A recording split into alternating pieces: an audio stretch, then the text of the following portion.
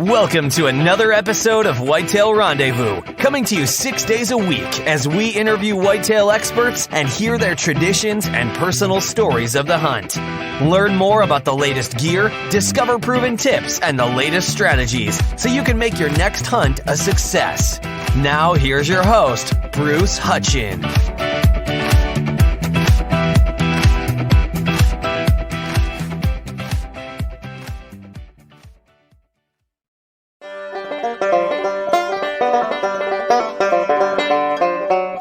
Welcome to a special edition of Whitetail Rendezvous. This is Spotlight Wednesday on Whitetail Rendezvous, and I'm with the co-founders of Quest Hunt Co., Jeff DeCarlis and Phil Collier. And also there's Brian Alston, who wasn't able to be with us today. Hey guys, welcome to the show. Man, how's it going? It's great to be here. Hey Bruce, how's it going? It's going real good, and I'm glad we get a chance to share what about Quest Hunt Co., because you had a great season last year. I know you're looking for an excellent season this year. So why don't you just start with the backstory of Quest Hunt Co.? Yeah, man, we were talking about it before it came on air. I mean, it's kind of crazy to see how the last year, 2 years has went, but this kind of where this whole thing started was just actually at a Longhorn Steakhouse. And we were sitting around talking about, I grew up doing a lot of bass fishing, so did Phil. And fished a lot of tournaments. We were kind of talking like, man, it's just a shame that in the hunting industry, there's not an outlet like that to get involved in the community and being part of a bigger group. And we also know that Americans are just real competitive, and it's hard to find good competitive outlets as adults, especially on something you're passionate about. So we, literally drew it up on a napkin and wanted to do something really cool in Missouri. And it got real popular real fast. And we ended up that same year in 4 states instead of 1. And then, ultimately this year we're in 7 states, headed to 14 to 15. But it really was just an idea, how can we grow the business, help the industry grow, get more people involved, and, create a real good community atmosphere. So we built on that kind of the same way you think about a fishing tournament, just a buddy bass style. It's a 2-man team, total gross inches, your 2 best deer. And we felt like that, really evened the playing field a little bit. You didn't need a 190-inch deer to win. You just needed 2 good average deer, and we saw that come true last year. And so we put a lot of time and effort into planning this and making it a really cool event. And I think it was very well received, and we had a great 2018. And this year, I think we're already ahead of where we were last year already. It's pretty cool. Pretty cool to see the people really embrace the concept. And we wanted to do some cool things. We wanted to, number one, be worth a ton of prizes for people. We didn't want it to be small or a little jackpot, so we built kind of a $50,000 prize pack per state, and each one of these states we're in has its own tournament. They're standalone. But at the same time, we wanted people to be a part of a membership, kind of this community, and give them access to some phenomenal products at great prices. So we built just a pretty awesome buying group, and we've got about 35 sponsors now in our second big year that have come on and offered products up to 40% off. And then lastly, just the whole community and bringing it together at the end of the year as a big banquet. We did a country music show last year and gave out $250,000 worth of prizes. So it was pretty cool. But that's kind of from its very humble beginnings to an idea, thinking maybe it might be a good hobby for us and an opportunity to get more involved in the industry, to now being full time for us, and it's a job. It's pretty awesome to see where we're at today. Wow. Phil, when you guys sat down at the Longhorn Steakhouse, did you ever envision just in a couple of short years you'd be where you're at today? Honestly, probably not. I mean, everybody's got big dreams, and we're no different than anyone else. But Brian and Jeff and myself, we're just 3 regular guys that love the outdoors and whitetail hunting in general.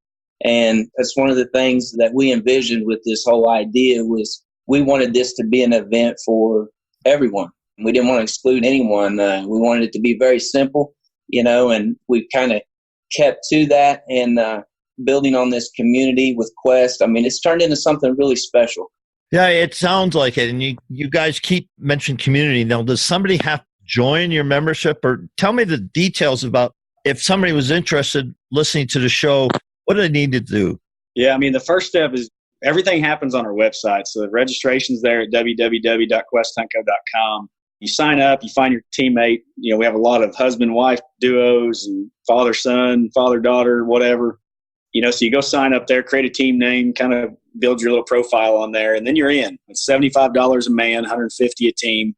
And that gets you, basically at that point, you are a member. You get immediate access to 35 companies at up to 40% off. These are companies like, Traeger Grills, Badlands Camo, Muddy Outdoors, Stealth Cam, on and on and on. You can see them all on our website. But our folks that get involved really find, we had tons of people last year telling us that they made $150, $200 getting in this tournament just on stuff they were going to buy anyway, stands and cameras and, soft blinds, et cetera, et cetera. So, and you get to use those codes all year long direct with the manufacturers. So it's a pretty cool process. And at that point, you get all the updates and emails, and, we do a lot of cool promotional giveaways throughout the year, once every month, really through September, and you're automatically eligible for those. And so it's really just a matter of going to the site, checking out the rules in a little bit more detail. And Phil hit on a point earlier. When you say the word tournament, a lot of people get intimidated. I remember when I fished my first bass tournament, it was on location. You're in there with 50, 60 other boats trying to launch. And we really wanted this to be so unintimidating. So once you sign up, you just hunt how you normally would hunt. If you're a public land hunter, you hunt on public land. If you got a family farm, you hunt on a family farm or a lease or whatever. And our tournament runs from basically mid-September through mid-January. So it's any weapon. These teams are notified when they sign up. They can score up to 3 deer per team, and it's total gross inches of your 2 best. And, that's basically how you get involved. And then just, during the fall months, the tournament runs, we run a real dynamic leaderboard on our website. And that ended up being where a lot of the fun was. Yeah, that's the leaderboard. It kind of brings back the days. I don't know about you, Bruce, but in Missouri, we used to have actual check-in stations. And that for was whitetails. Yes, for whitetails. Yeah, that's the same we had in Wisconsin. Yeah, so that was an awesome time every year. Like I remember growing up as a kid, we would hunt of the morning of opening day of rifle season, and then everyone would hang out at the check station the rest of the day until it was time to go back to the woods that afternoon. So everyone wanted to see what everybody else was harvesting.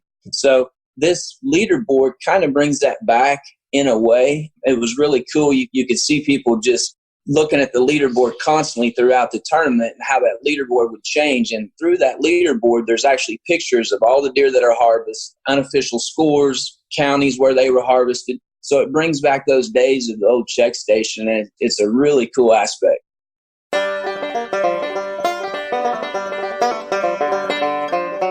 Announcing the North American introduction to Gumleaf USA, the best European handmade rubber knee boots.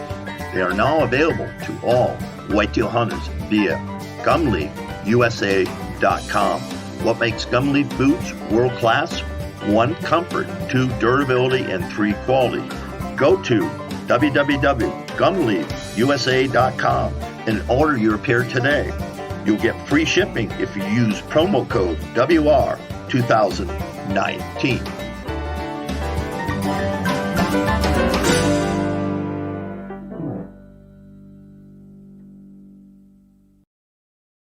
One question. So I hunt with a crossbow. Is there a separate crossbow division and a muzzleloader division? How do you do that? So we didn't separate out any of the divisions. Like Jeff said, we wanted to keep it very simple. We didn't want to exclude anyone. So basically, whatever is legal at that time in your state, you are legally able to hunt with in our tournament. So if it's crossbow season and you harvest one with the crossbow and your teammate harvests one with a rifle during regular rifle season, we're just looking for the best gross score of your 2 best deer. So at the end of the year, that's when the big prizes are given out, because you have to go through the end of the season in January, because some places, I know Iowa has a January season and other places do. So you got late seasons. So you have to wait. You start in September and go all the way through the close of the last season in your states that you represented the tournament is on. And then you add up the gross scores. Is that correct? Yep, that's exactly it. And so what we do is when you sign up, you get a packet in the mail, and we use trophy tape. It's a great product. And you score them at home. You have to submit a couple pictures, which is real self-explanatory on the website, and that becomes your unofficial score. And then when we bring everybody together at a banquet at Quest, actually, we do our own trade show here in Missouri in February. Mm-hmm. And everybody comes for these 3 or 4 states around here. Everybody comes together. They bring their deer in. They get measured officially. And then we always tell people, man, this is probably our most 100% of our most popular question or most reoccurring question we get is, how do you keep everybody honest? And so just like a fishing tournament, everybody has to take a lie detector test when they get here. And so we do the official scoring, and the top 10 teams per state, they're subject to a lie detector test. And last year, knock on wood, for this year, we had no failures. But we tell people that in advance because it's real important we keep the integrity of the tournament, and it worked real well last year. Yeah, so. Absolutely. Jeff, he pointed it out. It was one of our most asked questions last year, and we wanted to keep the tournament the integrity level high, and that's one of the ways we could do it. And Jeff and I, both being from the bass fishing world, also, we've seen guys that have not passed those lie detectors tests in big tournaments, and trust me, you don't want to get embarrassed on a big stage. So we kind of put that out there early, and hope to keep those type of participants away. And luckily last year, like Jeff said, we had everybody pass, so it was a good thing. Yeah, because that immediately came to mind. There's a lot of ways to win the tournament but lose credibility. Yeah, right. Let's leave it at that. And so it sounds great. And what Brian was saying, just an idea, and now this thing's just completely blown up. And again, what's your website? Tell people how to get involved. Yeah, www.questhuntco.com. There's tons of information on there. And a lot of people get even more information from us just on social media. So we always tell people to follow us on Instagram and Facebook. We release a lot of videos on there. We've got a YouTube channel. Giveaways. Yeah, we do a ton of giveaways. This month we're giving away a big cooler, hard cooler, and a Drifter 20 soft cooler. And last month we gave away Vortex. We gave away 2 sets of Diamondback binos. And so our sponsors really come up in a big way, and they got big giveaways every month through September. So those are all on social media. But to get more information about the tournament, yeah, the website's a good place to go. They can always reach out to us, DM us on social media. We answer every single one of them. And so if you have questions or whatever, it's a good way to get involved. And then really for the next 4, 5, 6 months, we're on the road every week. So we've got events. Phil heads up our event schedule, and we've just got event after event after event. Some of them are farm fest, parking lot events, trade shows, bow shoots, all that good stuff. So don't be surprised if you see us. You don't see us in a town near you over the next few months, because we'll be putting some miles on some trucks. Say, let's talk about community. Social media can be a blessing and a curse to hunters, as we know, because some people say, "Oops, why'd you shoot that blank deer?" or whatever, and we're not the best of friends. So how are you trying to allow Quest Hunt Co. to kind of rectify that? Person's a hunter, they're a hunter. It doesn't matter what weapon they're doing. So how do you envision your company, fostering that environment? That's a good question. It comes up every once in a while. I think, one of the things we hit on earlier was just trying to get more people involved in the industry. We like everybody else, here's the numbers on, the industry's shrinking 5+% a year, and more young people aren't getting into hunting. And certainly one of our goals for this community was to bring some of that back. We talk about it a lot, but like fantasy football, really help bring back NFL football viewing. And it didn't change the fact you were going to watch it. It just changed how you watched it. And it really got young people involved, and you can't go to a business anymore without seeing a fantasy football league or two in there. And that's kind of what we always said we wanted to do, is just, try to help promote growth within the industry, is just gamify it a little bit. It kind of brings back, like Phil said, the days of the old check-in stations and brag boards at the local gun shops and stuff. And, we're not trying to make this so much about the contest. We want people to win big prizes, and man, they did last year. But really, we kind of wanted just to, I can't tell you, I say this all the time, but we had a banquet last year with 4 states up here, and there's people that are lifelong friends with people, Iowa folks that are lifelong friends with people in Arkansas now, and they met through this tournament. That part of that whole community involvement and getting people more exposed to other like-minded, outdoor enthusiasts. That's really been our goal from the beginning. So, we try to hit that point as much as we can. We also find that a lot of these people are probably managing their deer population a little bit better. We got guys passing on 3-year-olds and trying to get that bigger buck and putting in food plots, which, I know we have a lot of people here. We're with Stratton Seed Company, and they have just some phenomenal products that they work with us really well. But we got people that have never done a food plot in their life that, they're doing them now just for this tournament. So I think it does promote the QDMA stuff. I think it promotes. Oh, it does. And just to see the messages that came in last year after the tournament was over. And from tons of people that didn't even win a prize in our tournament, but just, sending us messages and thanking us for putting this tournament on. it changed the way they hunted, and that, the days that normally they might have slept in, that they got up and got out there and got in the stand. Guys saying that they were in the best shape of their life because they'd never hunted that hard. Just to hear those stories from the participants was very encouraging. And then also, going back to not excluding anyone. I mean, we're not a bow-only tournament. We're not a rifle-only tournament. I mean, we want everyone that hunts whitetails to have a chance to be a part of this event. So we've really stuck true to that, and it seems to be paying off.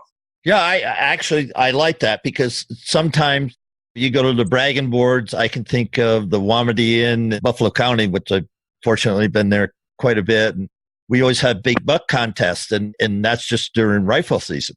We didn't break it down for muzzleloader archery season. It was plus 5 guns up on the wall, a couple $1,000 worth of rifles. That's what it was. But it always, the community, and and I know in small towns, you put the buck in the back of your pickup truck and lower the tailgate. Yeah, burn some diesel.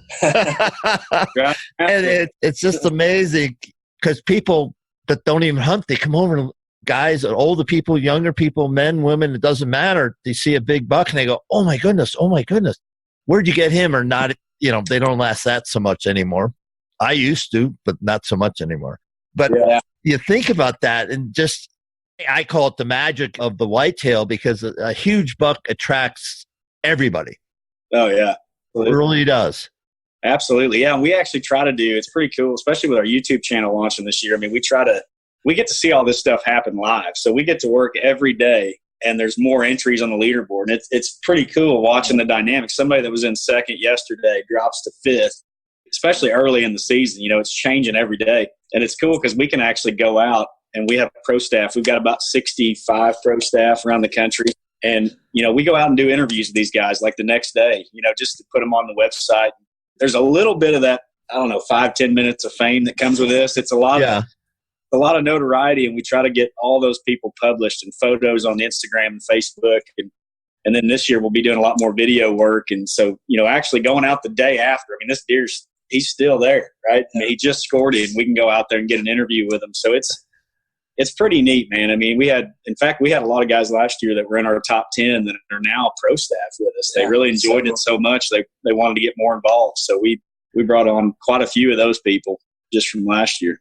So how does that work? So on my farm in Wisconsin, I put on a 170 down, and I'm a member, and my friend Randall's, he's got a 150 down. We were lucky early in the season, archery hunting. So tell me what happens. We're members, so we report it, right? Is that the first thing that happens?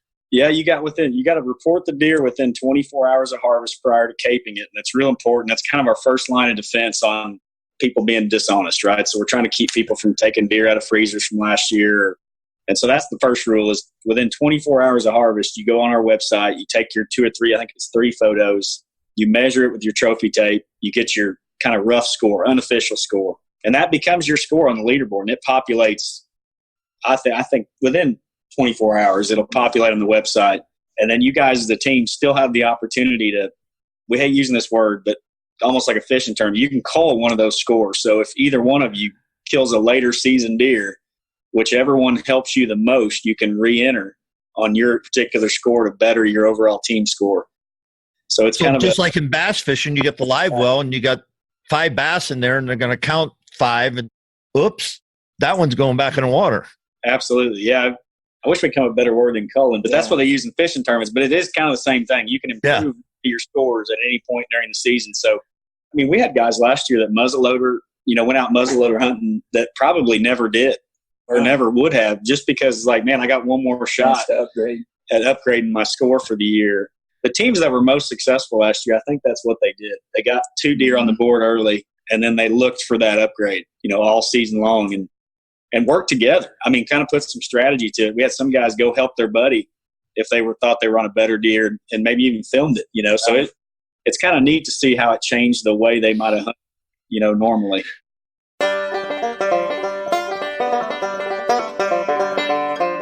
Become a smarter whitetail deer hunter. Find out when to hunt, where to hunt, how to hunt. How?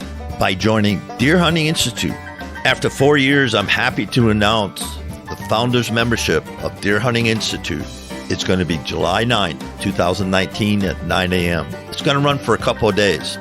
During that time, you're going to be able to sign up and become a founding member of Deer Hunting Institute. Deer Hunting Institute will consist of a 13-module course that I've written, and you've seen some of that information on social media.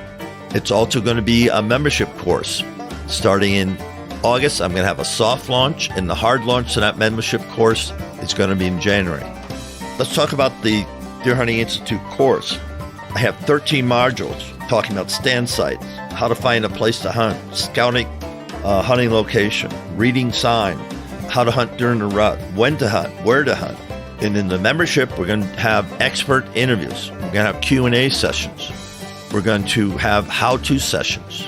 Every single week for a member, you're going to get this information. So all in all, on July 9th, you're going to have the opportunity to become a founding member. Founding member is simple. You pay a flat fee of $299 and you're a member of Deer Hunting Institute forever, period. You get the free course and free access to the membership. Wherever that goes, you'll have that ability. So I just want to say I'm so pleased that after 4 years of talking to hundreds of whitetail hunters, I've condensed it all and I'm launching this course on September 9th, 2019 at 9 a.m.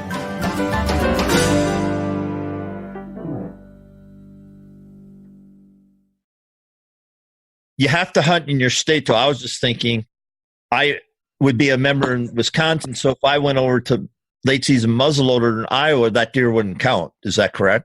Not unless you're entered in both states. We get a lot of people that enter more than one team, and right. Some guys enter in more than one state on more than one team. So, you might have one guy in Missouri is on two different Missouri teams, but he may also enter another time in Arkansas.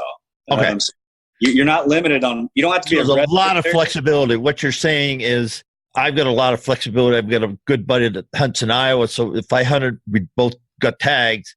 We hunted late season muzzleloader, but we're also hunting Wisconsin or Nebraska or some other place, early season bow hunting. So now we got a lot of opportunity. And one thing I just thought of, okay, so we've got our $2. Now I'm not going to shoot another buck, even though I have a tag, unless it surpasses what I've already got on the board. Right. You'll definitely want it to improve your overall score. But as long as you don't have to be resident anywhere, as long as you're entered in that state and you submit a Missouri deer in a Missouri tournament, you're good to go. Okay. And so Iowa would be another two guys or guy and a gal, two gals. So that'd be $150 for each state that you want to enter deer from. That's correct. That's correct. And we have that. It actually happens quite a bit. I mean, I don't know how many, the number last year off the top of my head, but we had a lot of guys, especially like Mississippi and Arkansas seem to be a big one. Right. I mean, there's some of those bordering states where you'll get people entering in each area. And Jeff kind of touched on it a little bit, not to confuse anyone, but you can actually, we had this happen in Arkansas and Missouri last year. We had guys that were on multiple teams in that state. So like in Missouri, for instance, just depends on what your state allows. But if you're allowed to kill $2 in a calendar year, then you can basically be on two teams. So Jeff and I could be on a team theoretically, and he wouldn't take me on his team. But it's a good story. Jeff, I'd take you on my team. Yeah. But honestly, that happened quite a bit last year, and people didn't realize that. We had guys after the season say, man, I wished I would have actually known that. I would have been on two different teams. As long as you're able to take $2 in that state, then you can actually be on two different teams. Okay, perfect thing for Wisconsin. All my buddies in Wisconsin. So I can take a buck during archery and I can take a buck during rifle season. So I can take $2 in Wisconsin. Yep. So I could be on two different teams in Wisconsin. That's Absolutely. Right. That's right. All right.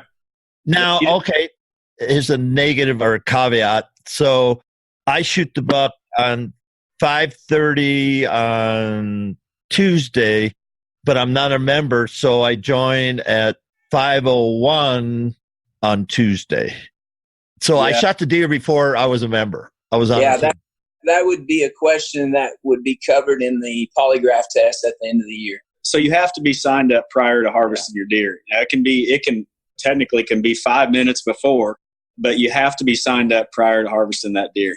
Because literally, I could be in my tree stand on my iPhone signing up for that buck that's walking in, my Mr. Wonderful, number one on my hit list, and I could have it all set up and I could just hit join and then shoot the deer. And we actually don't see that happen a whole lot, primarily because most people want these discounts early. So the second you sign up for the tournament, you get an email with all those discount codes to go directly on Muddy Outdoors, go directly on Hawk or Stealth Cam or NAP or whatever. Yeah, those are not one-time codes. Those are codes for the whole year. They're remembered for the whole year. Is that correct? So if you join the tournament today, you get an email sent back within seconds that unlocks all the promo codes to our partners. So you could take advantage of that for the entire year. Plus, we give away, every month we're giving away anywhere between $500 and $1,000 worth of prizes just for being in the tournament. So most people get in early unless there's no restriction. You can sign up all year long until the tournament ends.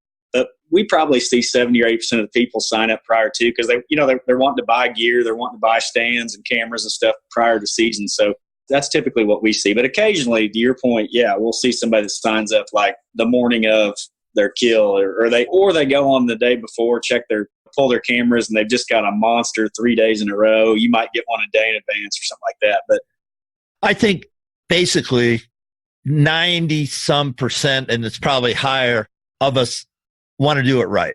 Yeah. And every year we hear of somebody who go, what were they thinking?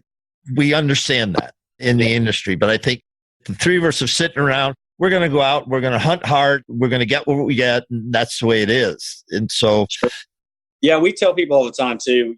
We do the polygraph, the lie detector test at year end. And, we tell people we're not trying to trick people. We had guys come in and be like, man, I'm pretty sure it was safe light, but it was close. And those aren't the kinds of things we're trying to catch. We don't want to scare people. We're looking for flagrant, real obvious things that it's like, you just didn't do it right.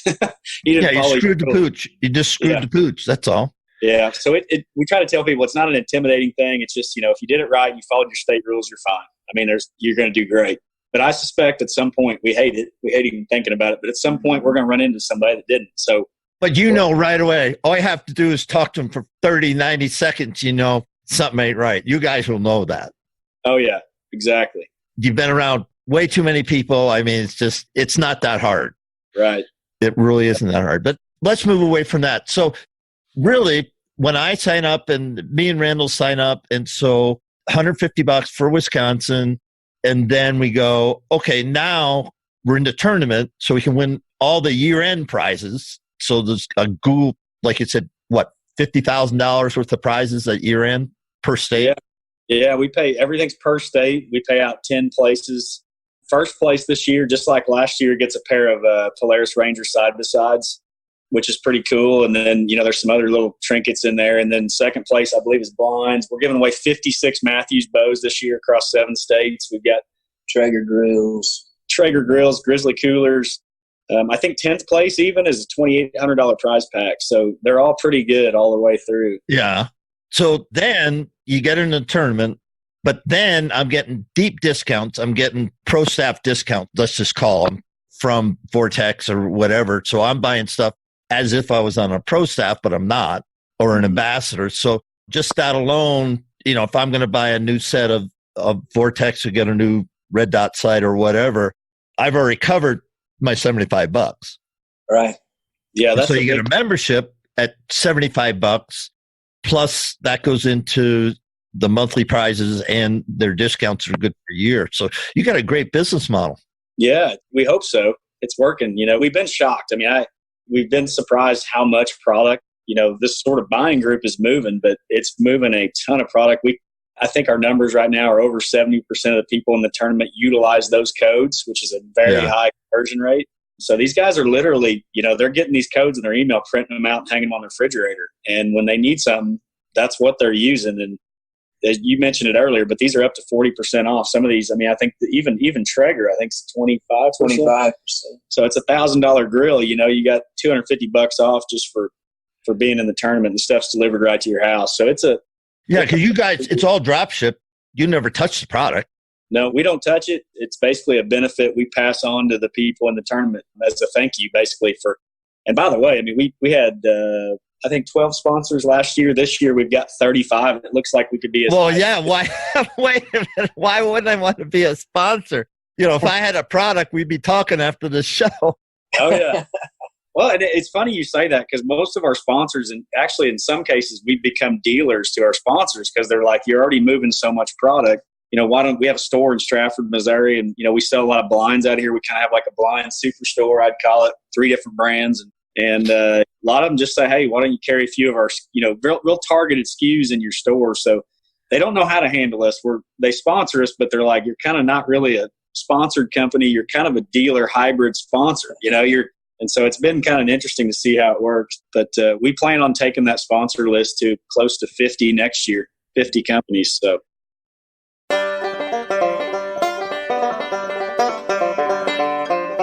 Hey, thanks for listening to the show tonight. Before we go, can I take a moment and say thank you?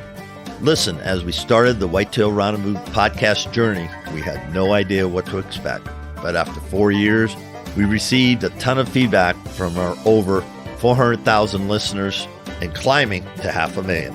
Speaking of which, we are now closing in on over 600 featured guests. Thank you. And a quick shout out to all those who have left an iTunes review and your feedback. I get those and really appreciate it. And it's awesome to see what you have to say, and we do read every single one of them. And I just want you to know that I am incredibly grateful for your kind words regarding the show. And all of the ratings and reviews help us attract more listeners. And if you're one of those new listeners, welcome. Great to have you. By the way, if you haven't taken the time to rate and review our show and like the Hunting on Private Land strategy on how to get permission to hunt a private property, go to whitetailrendezvous.com as a special gift for just rating and reviewing our show. When you get there, look for the start button to get the details. Listen, I'll share you the top technique from some of the top hunters in the country on how do they get permission to hunt on private land. I'll share with you the exact techniques they use to get permission. As my way of saying thanks for rating and reviewing the show on iTunes. So join us next time. And remember, we're all on this journey together, learning, sharing, and becoming 365 hunters.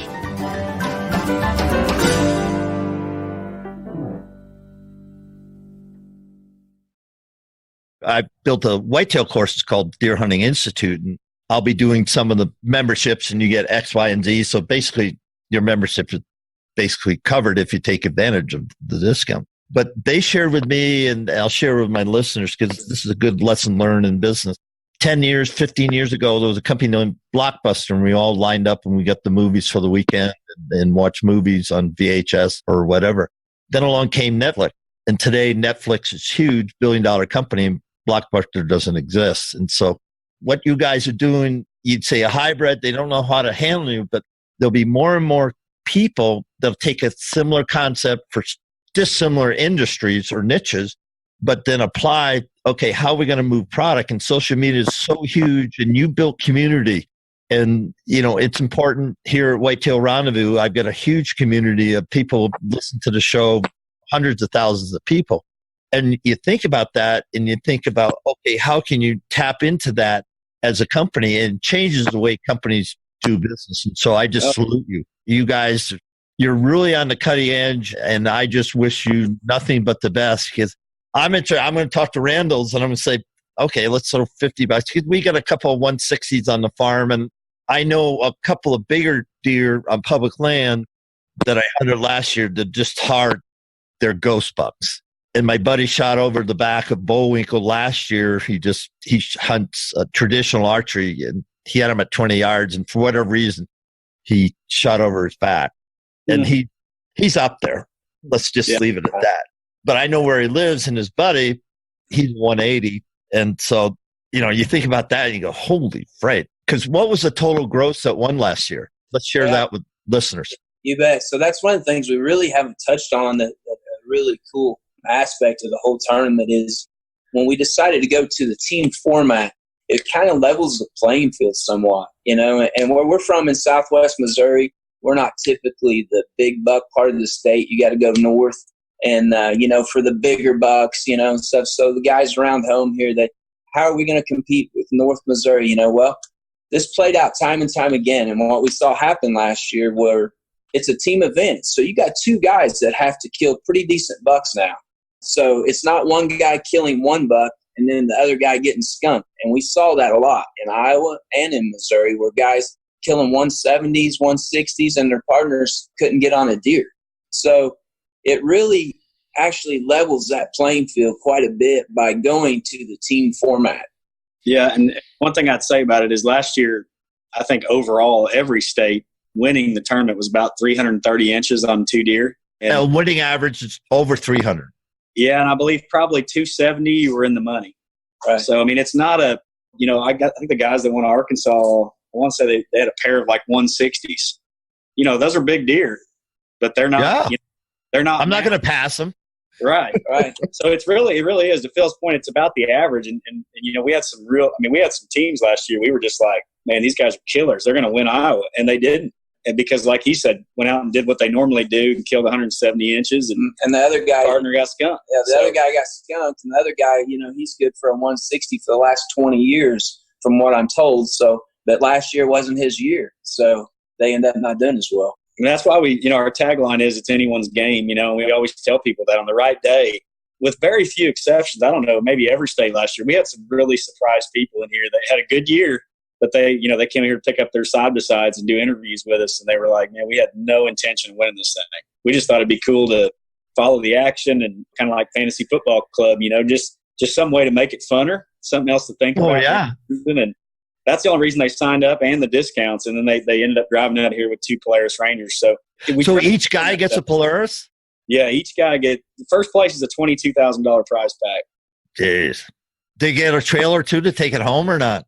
No, they got to bring the trailer. We don't provide the trailer. Maybe in the future we'll do that. But, they came in. We had a big trade show. We do it in February. We had about 100 vendors last year. It's not a massive trade show, but really Missouri needs one, and we're trying to start one here. It was about 90,000 feet, something like that. We had about 100 vendors there. Probably 6,000 people come through it. And then the Saturday night during the event, we have our banquet just down the street. And it was awesome. We fed everybody, had a country music concert with a Nashville recording artist, and did about a 40-minute awards banquet with music going the whole time. It was super high energy. You can actually check it out on YouTube, but it's neat, man. And the year-end thing, we had guys last year saying, hey, we would have been involved in it just for the banquet, just to be at the banquet. Because Is that in February then? Yeah. February 8th, 2020 will be our banquet and awards ceremony. Well, great. Maybe that's something I can come down and do some Facebook Lives and YouTube, and then that'd be great. Instagram Live, and do some podcasts. I'd like to do that. We'll have to talk offline and work that out. Guys, what other things you want to share with my listeners right now? Tell me what states you're currently in, what states you're projecting to be in by the end of the year, and then how to get involved again.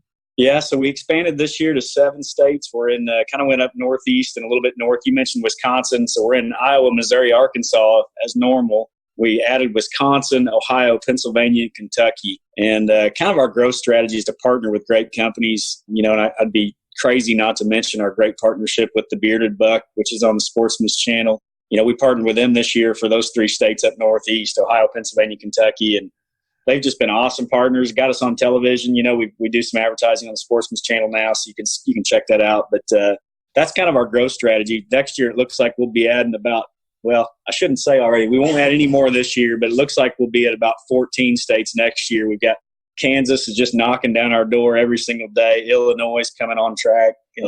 Oklahoma will be in.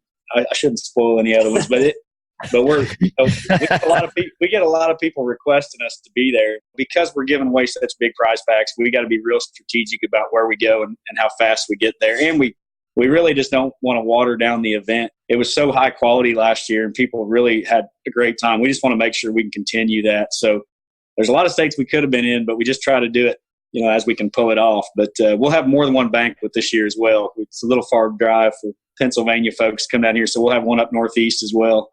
So we're spreading out, and 2020 should be pretty huge for us. So, well, that's great. And I remember the days at the start of the Rocky Mountain Elk Foundation, and it just started with a couple of guys up in Montana, and then it just over the years has exploded. And listening to you guys, that's the same type of thing, because you got banquets, and then you get your pro staff in each state, and you run it, and you guys have to get on an airplane and fly to these places to be there. But Good on you. I mean, here's a success story, and who knows where you guys are going to take it. But we talked a lot about community, and that resonates throughout this whole interview. And so one more time, tell people how to get involved with Quest Hunt Co. Yeah, so you can go to the website, www.questhuntco.com, and just click on the tournament button and get signed up for any of the states that we'll be in this year. And also follow us on Instagram and Facebook for all the updates and the giveaways. Well, folks, thank you so much for listening to this special Wednesday Spotlight from Whitetail Rendezvous from Jeff. And Brian wasn't there, but Phil was. And we had a great conversation about something that's changing the way we look at hunting and making it competitive, but building community in the outdoors. Thanks for joining us. Be sure to tune in tomorrow for another episode of Whitetail Rendezvous, where you can listen and learn from the experts so you can be more successful on your next hunt. Until next time, listen, learn, and succeed.